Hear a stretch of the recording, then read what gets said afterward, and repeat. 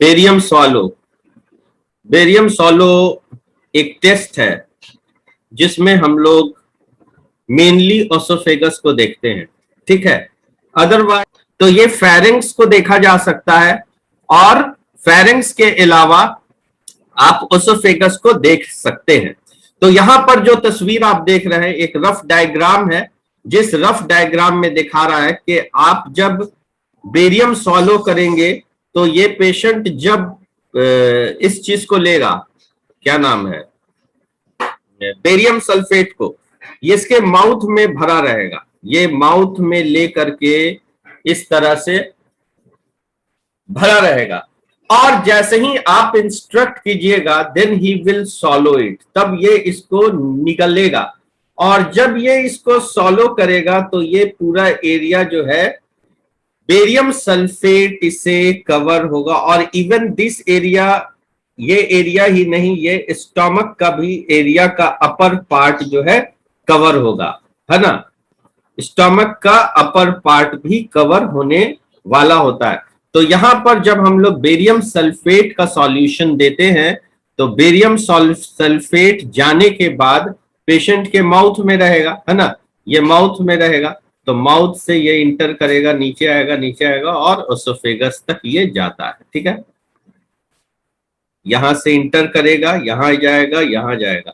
तो नेजोफेरिंग्स जो है रिस्पिरेटरी होता है, तो नेजोफेरिंग्स को नहीं देखेंगे, ओरोफेरिंग्स और लेरिंजोफेरिंग्स के एरिया को और अपर पार्ट जो कम से कम जहां पर कार्डियक रीजन के पास जो स्टमक के जहां पर ओसोफेगस आकर के मिलता है और यहाँ पर जो स्पिंटर मसल होती है, यहाँ पर जो स्पिंटर मसल होती है वहां तक हम लोग देख सकते हैं, ठीक है, कोई दिक्कत नहीं ना। अब आते हैं इसके इंडिकेशन के। एक्चुअली मैं ये सारी चीज को पढ़ाया था लेकिन आज हम अच्छे से लेक्चर के फॉर्म में इसको बता दे रहे हैं। इंडिकेशन में क्या है कि डिस्फैगिया, किसी आदमी को डिफिकल्टी इन सॉलोइंग, कब हो सकती है डिफिकल्टी इन सॉलोइंग, जब ये भोजन की नली जो है, ये भोजन की नली है, ये पतली हो जाए, इसकी स्टेनोसिस हो जाए, नैरोइंग हो जाए। तो जब खाना की जो नली होती है वो नैरो हो जाए, है ना, और भोजन नीचे नहीं जाए तो डिफिकल्टी होगी। दूसरा कब डिफिकल्टी हो सकता है, इसके अंदर कोई मास का डेवलपमेंट हो जाएगा, कोई भी ट्यूमर का डेवलपमेंट हो जाएगा, तब भी खाने में डिफिकल्टी हो सकती है, या स्वेलिंग हो जाएगी तब भी डिफिकल्टी हो सकती है। तो ये सारी कंडीशन को हम लोग देखते हैं यूजुअली, ठीक है, ये सारे कंडीशंस को हम लोग यूजुअली इस जांच में देखते हैं और इस टेस्ट को हम लोग बेरियम सॉलो के नाम से जानते हैं। सॉलो का मतलब होता है सॉलो करना, किसी चीज को निगलना। तो आप यहां पर जो पेशेंट होगा वो माउथ फुल बेरियम सल्फेट के सॉल्यूशन को लिया रहेगा और आप जब इंस्ट्रक्ट करेंगे, जैसे कि ये इस तरह से पेशेंट है, देखिए इस तरह, इधर से रेडिएशन जा रहा है और अपोजिट साइड में फिल्म लगी हुई है, तो इधर से जब रेडिएशन जाएगा तो ये बेरियम सल्फेट ये ले लेगा इस तरह से।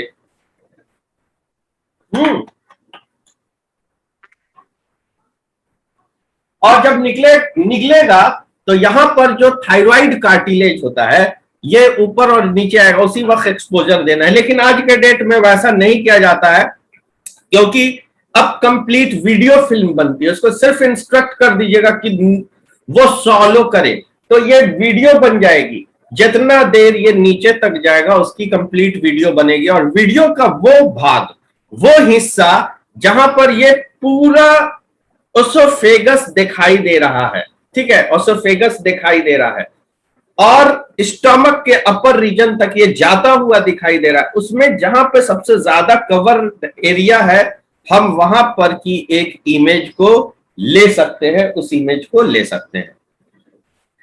एब्डोमिनल पेन, अगर किसी के एब्डोमेन में बहुत ज्यादा तकलीफ या पेन होता है तब ये टेस्ट को किया जाता है। एब्डोमेन में दर्द होगा तब, और उल्टी करता है तो खून की उल्टी हो जाए, मुंह से वॉमिटिंग हो रही है तो हो सकता है अल्सरेशन वगैरह या किसी इस तरह की प्रॉब्लम हो जिसकी वजह से मुंह से ब्लड आ रहा है, तो उस कंडीशन में भी डॉक्टर कर सकता है। लेकिन इंडिकेशन तभी होगा, वो डॉक्टर ये सारे इंडिकेशंस को देखता है और कई जगह पर कॉन्ट्रा इंडिकेटेड होता है जहां पर ये टेस्ट करने के लिए अलाउ नहीं है, ठीक है। हाइटस हर्निया मैंने बता दिया था, हाइटस हर्निया जहां से ओसोफेगस इंटर करता है डायफ्राम को, तो वो जो छेद होता है उस जगह को हम लोग हाइटस कहते हैं।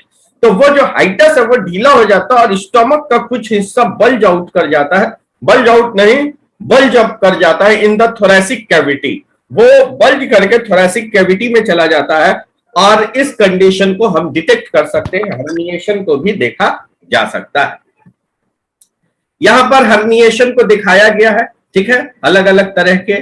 नॉर्मल स्टमक है ना, और यहां पर स्लाइडिंग हाइटस हर्निया है जिसमें हल्का सा देख रहे हैं यहां पर थोड़ा सा बलूनिंग टाइप का अपीयरेंस आपको दिखाई दे रहा है, और यहां पर थोड़ा सीवियर टाइप का हुआ है जिसमें पूरा जो है स्टमक का ऊपर का हिस्सा यहां पे पहुंच गया है, ठीक है।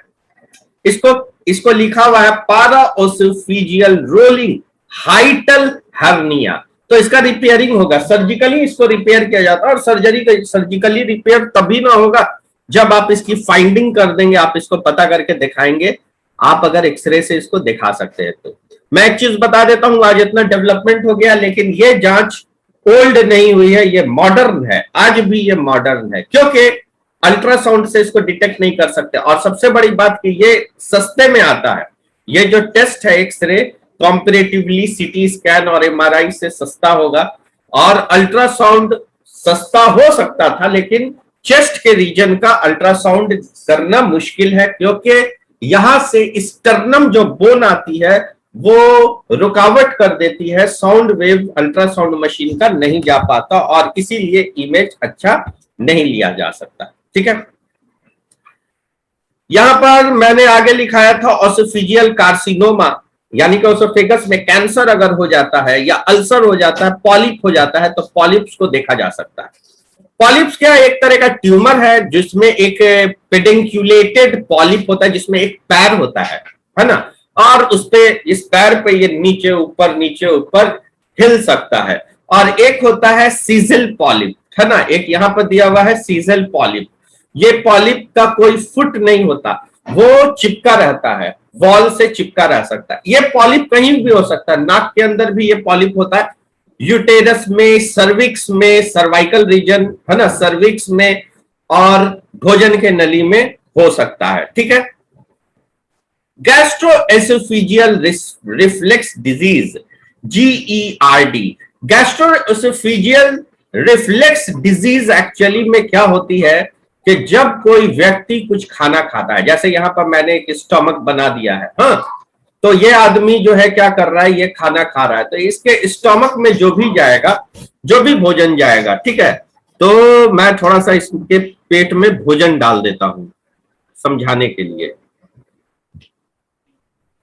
ये भोजन चला गया, यहां पर चला गया, तो यहां पर एक स्पिंटर मसल होता है जो क्लोज हो जाता है, लेकिन यूजुअली जिनका स्पिंटर मसल कमजोर होगा या जिनको स्टमक में एक हाइड्रोक्लोरिक एसिड का सिक्रीशन ज्यादा होता है, वो लोग अगर ऐसे एसिडिटी से ज्यादा सफर करते हैं तो उनमें रिफ्लेक्स ओसोफेजाइटिस डेवलप कर जाती है जो नर्वस है।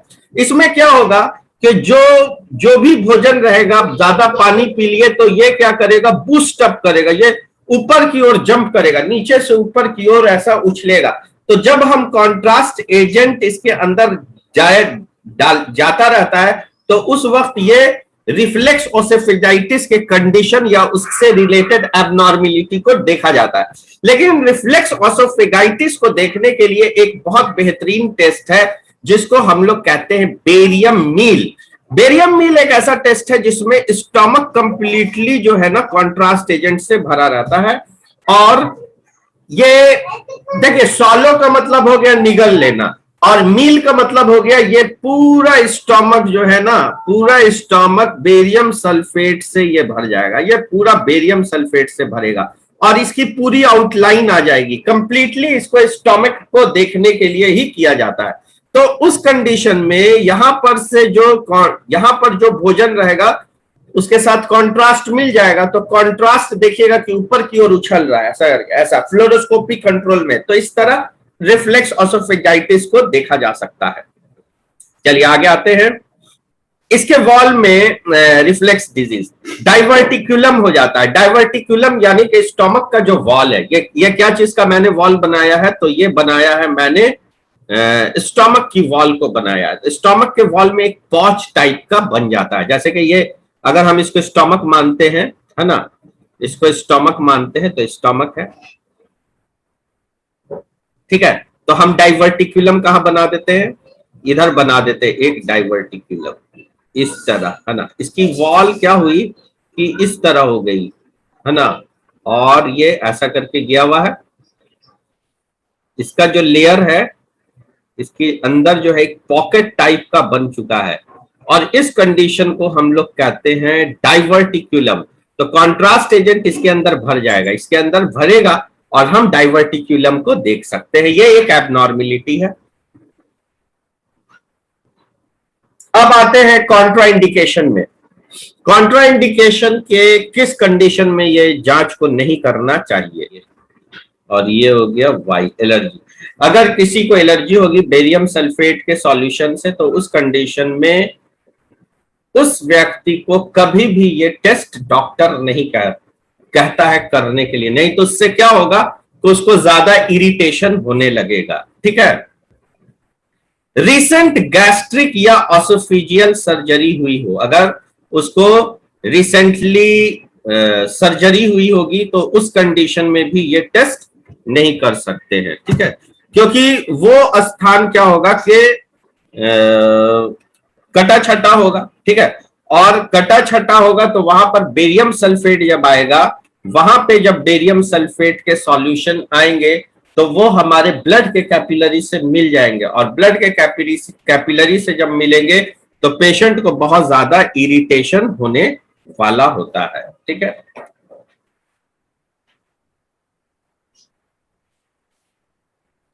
एसोफेजियल परफोरेशन, अगर एसोफेगस में कोई छेद होगा, ठीक है, परफोरेटेड होगा एसोफेगस, तो कुछ इन्फेक्टेड प्रेगनेंसी, अगर कोई महिला अगर प्रेग्नेंट है तो उस कंडीशन में भी बेरियम स्वॉलो नहीं किया जा सकता है, और अगर बहुत मजबूरी होगी तो वहां पर लेड के शील्ड का इस्तेमाल किया जाता है, ठीक है। और कंप्लीट बॉवेल का अगर ऑब्स्ट्रक्शन होगा, है ना, बॉवेल का अगर ऑब्स्ट्रक्शन होगा तो वो ऑब्स्ट्रक्शन और भी ज्यादा स्ट्रांग हो जाता है ना, सॉलिड हो जाएगा, तो उस कंडीशन में भी हम लोग ये टेस्ट को मना किया जाता है, नहीं किया जाता है, ठीक है। बायोप्सी अगर किसी का हुआ हो तो उस स्थिति में भी, बायोप्सी का मतलब होता है कि अगर स्टोमक के पास या ओसोफेगस में कहीं पर एक ट्यूमर का डेवलपमेंट हो जाता है, और वो ट्यूमर को चेक करने के लिए कि ये कैंसरस है कि नहीं कैंसरस है, वहां पर क्या किया जाता है, वहां से टिश्यू को काट करके निकाला जाता है। तो टिश्यू चली जाती है जांच होने के लिए, ये पता करने के लिए कि वो कैंसरस है कि नहीं, उसका हिस्टोपैथोलॉजिकल टेस्ट होता है। हिस्टो यानी कि टिश्यू का जो है जांच होता है कि वो कैंसरस है कि नहीं। लेकिन recently biopsy is the procedure in which tissue का जो हिस्सा होता है उसको काट करके निकाल लिया जाता है। तो वो एरिया क्या है, अभी हील अप नहीं हुआ है, रिसेंट बायोप्सी है तो वो एरिया अभी हील अप नहीं हुआ है, और वहां पर जब कॉन्ट्रास्ट एजेंट जाएगा तो पेशेंट को बहुत ज्यादा इरिटेशन हो जाएगा, और उसके लिए परेशानी भी होगी, ठीक है। बीमारी होगा तो उसको और ज्यादा खराब कर देगा, वॉस्ट कर देगा। अगर सच में उसको कैंसर का प्रॉब्लम होगा तो उसका कंडीशन और ज्यादा वॉस्ट होगा, ठीक है। आगे आते हैं इक्विपमेंट में फ्लोरोस्कोपिक यूनिट का इस्तेमाल किया जाता है। फ्लोरोस्कोपी यूनिट एक ऐसा यूनिट होता है जिसमें एक टेलीविजन स्क्रीन लगी रहती है, और उस टेलीविजन स्क्रीन के में सारी चीज लगातार दिखाई देती रहती है, जो भी एग्जामिनेशन होगा वो दिखाई देता है। यहाँ पर एक देख रहे हैं कि पेशेंट है, और पेशेंट के जस्ट अपोजिट साइड में एक टेबल है जिसको इरेक्ट कर दिया गया है। ये टेबल एक्चुअली में टिल्टिंग टेबल भी कहलाता है। ये टेबल को टिल्ट भी कर सकते हैं और इसको इरेक्ट भी कर सकते हैं। ये टेबल ऐसा होता है जिसको हम लोग बकी टेबल कहते हैं, रेडियोलॉजी डिपार्टमेंट में होता है, और इसको अगर हम पैडल रहता है उसको दबाएंगे या बटन दबाएंगे, जो टेबल बिल्कुल स्ट्रेट हो जाएगा, खड़ा हो जाएगा, जैसा कि यहाँ पे आपको देखने को मिल रहा है। और इस टेबल के अंदर एक छोटा सा ड्रॉर टाइप का होता है जिसमें माउंट कर दिया जाता है कैसेट। इसके अंदर क्या होगा कि एक कैसेट लगा होगा, इसके अंदर में कैसेट लगा रहेगा, भीतर में, इसके भीतर में कैसेट लगा रहता है, ठीक है। जिस कैसेट को हम यहां से इंस्टॉल कर सकते हैं और फिर अनइंस्टॉल कर सकते हैं, उसमें डाल सकते हैं और उसको बाहर निकाल सकते हैं, ठीक है। तो यहाँ पे कैसेट लगा रहेगा, पेशेंट बेरियम सल्फेट पी रहा है, पीने के बाद जब यहां से एक्सरे ट्यूब है, इससे रेडिएशन जब पड़ेगा तो ये मॉनिटर है, यही फ्लोरोस्कोपिक टेबल है और ये जो है मॉनिटर हो गया। इस मॉनिटर में सारा डिटेल्स आने लगेगा।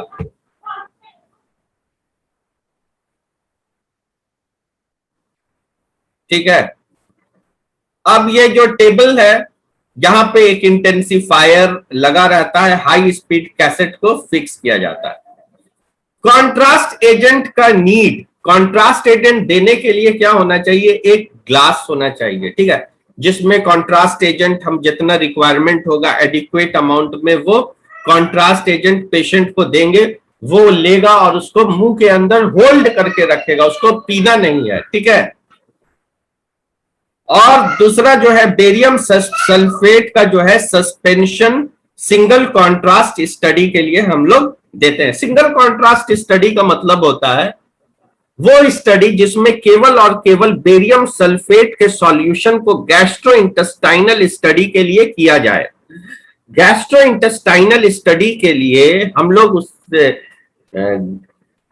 गैस्ट्रोइंटेस्टाइनल के ट्रैक्ट जो होते हैं, चाहे वो ओसोफेगस हो, चाहे स्टोमक हो, चाहे लार्ज इंटेस्टाइन हो, चाहे स्मॉल इंटेस्टाइन, इसमें एक पॉजिटिव कॉन्ट्रास्ट एजेंट डालते हैं तो वो सारी चीज विजिबल हो जाती है क्योंकि उसकी डेंसिटी बढ़ जाती है। तो जब सिर्फ और सिर्फ पॉजिटिव कॉन्ट्रास्ट एजेंट दिया जाता है तो उसको हम लोग कहते हैं single contrast study. Double contrast study एक ऐसी पढ़ाई है जिसमें पेशेंट को बेरियम सल्फेट का सॉल्यूशन तो देंगे, साथ में एयर भी डालेंगे, एयर, ठीक है, एयर नहीं, कार्बन डाइऑक्साइड दिया जाता है। बेरियम सल्फेट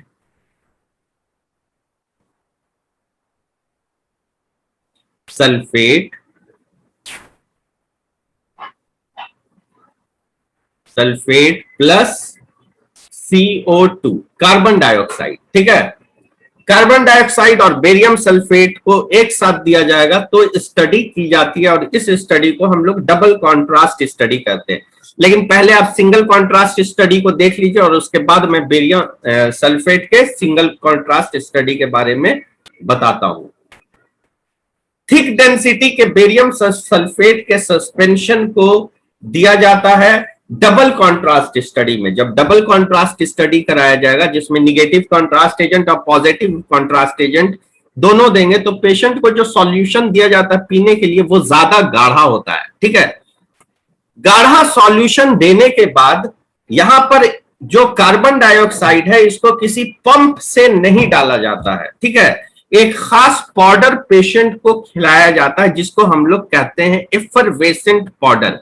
ये गैस प्रोड्यूसिंग एजेंट है और ये कार्बन डाइऑक्साइड को प्रोड्यूस कर देगा स्टोमक के अंदर, और जब गैस एक्सेसिव बनना स्टार्ट होगा तो वो चला जाएगा ओसोफेगस में, और ओसोफेगस में जब वो पहुंचेगा तो यहां पर हमें डबल कॉन्ट्रास्ट स्टडी दिखाई देगी। एक ऐसी नली जिसमें हल्की डेंसिटी निगेटिव कॉन्ट्रास्ट से बन रही है और कुछ डेंसिटी डीप डेंसिटी जो है पॉजिटिव कॉन्ट्रास्ट एजेंट से बन रही है। डबल कॉन्ट्रास्ट स्टडी की खूबी क्या होती है, डबल कॉन्ट्रास्ट स्टडी की सुंदरता यह है कि इसमें हम लोगों को ज्यादा अच्छा डिटेल मिलता है।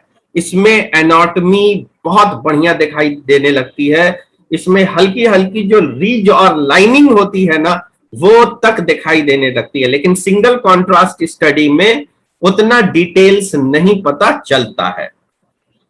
इस टेस्ट को करने के लिए पेशेंट को तैयार करेंगे लेकिन कोई खास प्रिपरेशन की जरूरत नहीं पड़ती है। देखिए ये जो एरिया है ना थोरैसिक रीजन तक का, यहां तक के रीजन में हम लोग को बहुत ज्यादा दिमाग लगाने की जरूरत नहीं है।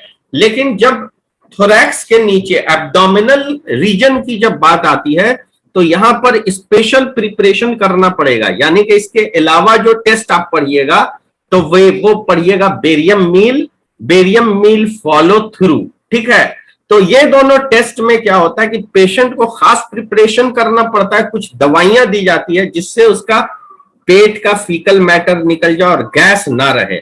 लेकिन चेस्ट कैविटी और ओसोफेगस बिल्कुल नीट रहता है, वहां पर बहुत ज्यादा प्रिपरेशन की जरूरत नहीं है। बहुत से ज्यादा प्रिपरेशन क्या है, इंस्टेंटली कि पेशेंट को हॉस्पिटल गाउन पहनाएंगे और किसी तरह का अगर कोई ऑर्नामेंट पहने हुआ है तो वो ऑर्नामेंट उसका हटवा दिया जाता है।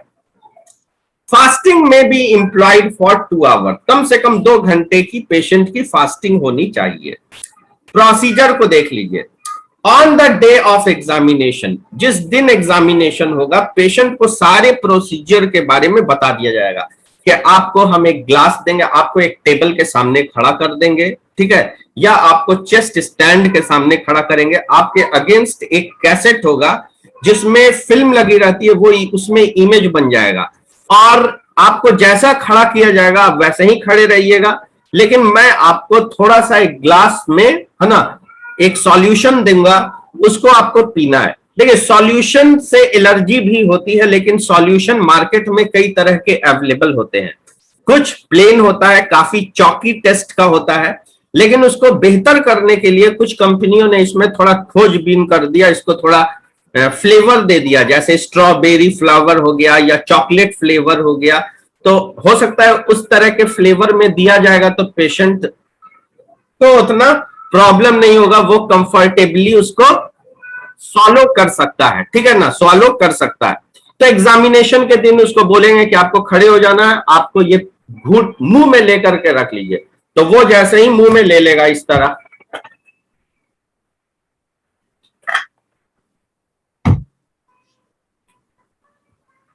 तो जैसे ही वो पिएगा तो ये जब अंदर जाएगा तो अंदर की पूरी फोटो बन करके आ जाएगी। ठीक है, तो हम लोग इस तरह सिंगल कॉन्ट्रास्ट स्टडी कहते हैं। Ask the patient to remove clothing, patient को पूछिए कि जाओ जाकर के ड्रेसिंग रूम में जाओ और हॉस्पिटल गाउन पहन लो, जो भी कपड़ा पहने हुए उसको चेंज कर लो। इसलिए कि यहां से यहां तक में बटन्स हो सकता है, जीप हो सकता है, हुक्स हो सकता है, बहुत सारी चीजें हो सकती हैं और उसकी वजह से इमेज प्रॉपर नहीं आएगी। तो स्पेशल, और ये नियम भी है, अगर मान लीजिए किसी हॉस्पिटल का गाउन पहनाना नियम हो जाता है। Ask the patient to remove clothing and wear hospital gown. उसके बाद है ask the patient to stand against tilting X-ray table. Patient को फिर कहा जाता है कि टिल्टिंग कैस टेबल, जो टेबल है, एक्सरे टेबल है या आपका जो स्टैंड है जिसमें फिल्म लगी हुई है, उसके अगेंस्ट खड़े हो जाइए। ठीक है, जैसे मैं इस चेयर के अगेंस्ट हूं, ठीक है, इसको कैसेट समझ लीजिए, तो यहां पे मैं खड़ा हो गया और जब यहां से रेडिएशन जाएगा तो पीछे का इमेज बनेगा।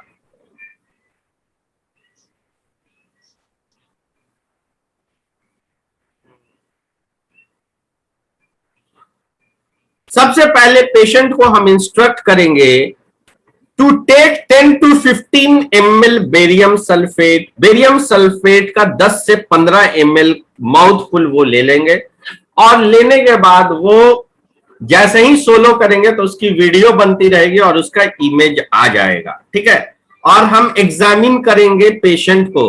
कौन कौन व्यू में एग्जामिन करेंगे, तो सबसे पहला व्यू आपको दिया हुआ है, देखिए एपी, गेट बंद कर दो ना, बड़ा हंगामा हो रहा है, गेट बंद करो।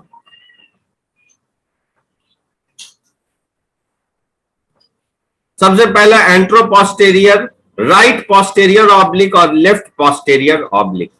ठीक है, एंट्रोपोस्टेरियर व्यू में राइट पोस्टेरियर ऑब्लिक और लेफ्ट पोस्टेरियर ऑब्लिक की पोजीशन करेंगे। ये कैसे होता है, आप एक बढ़ा भी सकते हैं इसमें, एंट्रोपोस्टेरियर है तो आप पोस्ट्रो एंटेरियर एग्जामिनेशन भी चाहे तो कर सकते हैं, तो एक पोस्ट्रो एंटेरियर भी मैं लिख देता हूं। ठीक है, चलिए, तो यहां पे मैं आता हूं।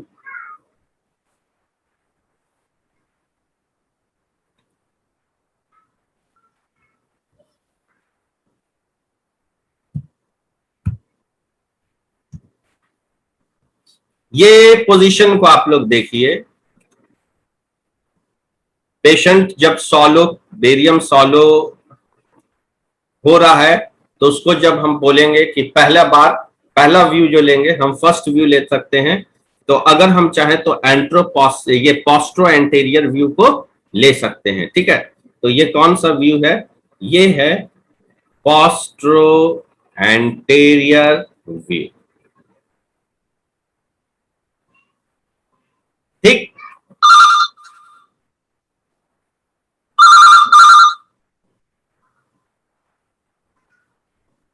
हेलो,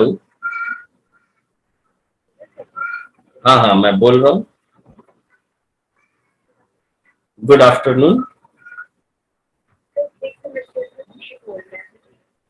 हाँ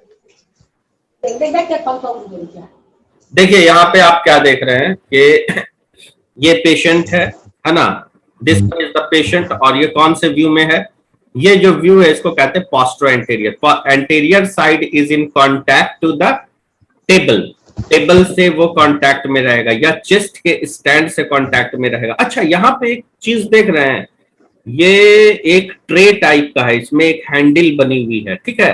तो इसको अगर हम हाथ से बाहर पुल करेंगे तो कुछ इस तरह का निकल आएगा, और इसमें एक होल्डर बना होता है, ठीक है। इस होल्डर में हम कैसेट को डाल देते हैं, ठीक है। जब प्रैक्टिकल कीजिएगा तो देखिएगा, और ये इसको फिर अंदर की तरफ पुश कर दिया जाता है, तो कैसेट इसके चेस्ट के बीचों बीच में कैसेट आ जाएगा, ठीक है।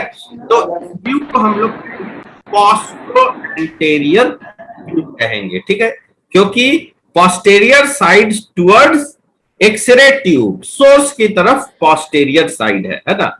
यहाँ पे सोर्स है, एक्सरे इधर से आ रहा है, पोस्टेरियर साइड पे पड़ रहा है, और एंटेरियर साइड से रेडिएशन निकलती हुई कैसेट पे पड़ेगी और इमेज आ जाएगी। तो ये जो व्यू है इसको हम लोग कहेंगे पोस्ट्रो एंटेरियर व्यू।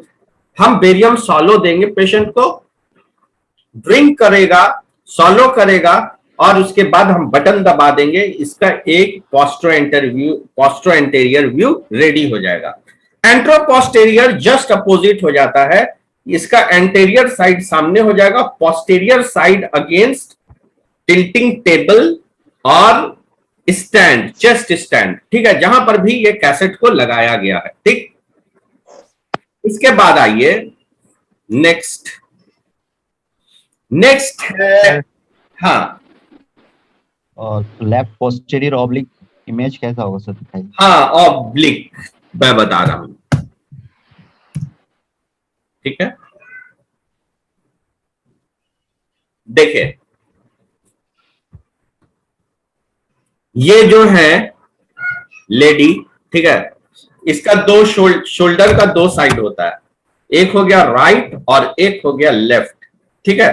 तो राइट साइड, तो इसका जो है अगर मान लेते हैं कि ये इसका जो है राइट साइड है ना, और लेफ्ट साइड इसका कांटेक्ट में है, तो लेफ्ट साइड, जो साइड कांटेक्ट में होगा उसको फोकस करेंगे, ठीक है।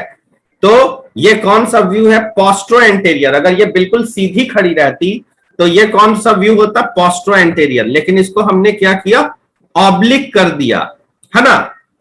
तो ऑब्लिक कितना किया, 45 डिग्री, 45 डिग्री का इसका एंगुलेशन कर दिया। इसका जो लेफ्ट साइड है, left side in close contact to, left side in close contact to table surface, है ना। तो इसको हम लोग कहेंगे लेफ्ट, है ना, posteroanterior oblique, left posteroanterior oblique, ठीक है। इसको हम लोग दूसरे नाम से भी बोल सकते हैं, दूसरा नाम इसका बोलने के लिए आगे का पी कट कर देंगे, ठीक है, तब इसका दूसरा नाम आ जाएगा। तो इसको हम लोग कहेंगे लेफ्ट एंटेरियर ऑब्लिक, है ना, लेफ्ट एंटेरियर, लेफ्ट एओ, LAO, left anterior oblique view, ठीक है। तो जब पोस्ट्रो एंटेरियर ऑब्लिक हो सकता है, तो एंट्रो पोस्टेरियर ऑब्लिक भी हो सकता है। इसका जस्ट अपोजिट हो जाएगा, वो कौन सा भी हो जाएगा, एंट्रो पोस्टेरियर ऑब्लिक हो जाएगा। बात समझ में आ गई, कोई दिक्कत? नहीं सर, ठीक। ठीक है। नहीं सर। ऑब्लिक दो तरीके से हो सकता है, एक पोस्ट्रो एंटेरियर ऑब्लिक हो सकता है जिसमें पेशेंट पहले पोस्ट्रो एंटेरियर पोजीशन में खड़ा रहेगा, जैसे मैंने दिखाया यहां पे, देख लीजिए, है ना, ये पोस्ट्रो एंटेरियर है। इसी आदमी को 45 डिग्री घुमा देंगे, ठीक है। अगर इसका लेफ्ट साइड कांटेक्ट में रहेगा सरफेस से, तो लेफ्ट पोस्ट्रो एंटेरियर ऑब्लिक हो जाएगा। अगर राइट साइड कैसेट से सटा रहेगा और लेफ्ट साइड रेज कर देते हैं, उठा देते हैं, तो हमको सटे हुए हिस्से का फोकस करना है, तो उसको हम लोग क्या कहेंगे, उसको कहेंगे राइट पोस्ट्रो एंटेरियर ऑब्लिक, ठीक है। इसी तरह एंट्रो पोस्टेरियर ऑब्लिक भी हो सकता है, जैसे मैं हूं, ठीक है। तो ये मैं हूं, ये मेरा राइट शोल्डर है, ये मेरा लेफ्ट शोल्डर है, ठीक है। तो ये अगर इधर से रेडिएशन आ रहा है मेरे को, तो ये एंट्रो पोस्टेरियर है। अब इसका ऑब्लिक करना है, राइट एंट्रो पोस्टेरियर ऑब्लिक करना है, राइट एंट्रो पोस्टेरियर ऑब्लिक करने के लिए, ठीक है।